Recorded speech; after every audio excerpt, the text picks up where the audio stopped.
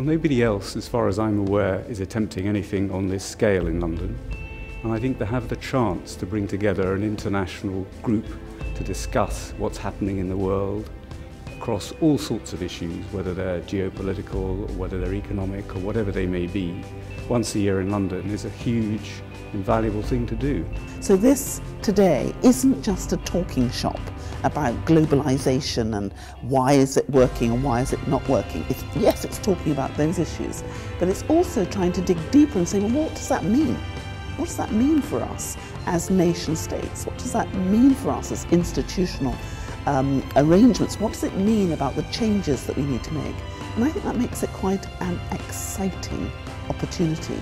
What's particularly interesting about this conference is that, to my knowledge, it's perhaps the first one that's been held on such a large level on this particular subject. Most conferences focus on very discrete things like terrorism or cybersecurity or healthcare. This conference has gone to 30,000 feet, if you will, and looked across all of these problems and tried to see the connections, because after all, at this moment, we are living in the most connected world that we've ever lived in. So I think this conference is doing a lot of good in sort of breaking open ideas.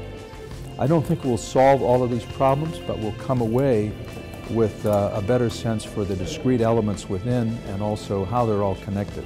With the conference, for example, you know, it shows where Chatham House is thinking and how they're focused on ensuring that, you know, works around policy, national development, you know, still stay on the front burner, you know. So I think that, you know, the Chatham House over time has created that platform for where leaders can come together and come up with solutions and ideas, you know, and that's very important.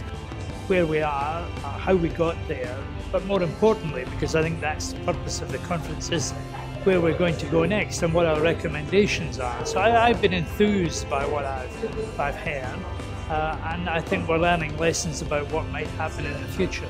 We need solutions because the world is a complicated place, and this is the venue, and these are the people who might come up with some of the ideas.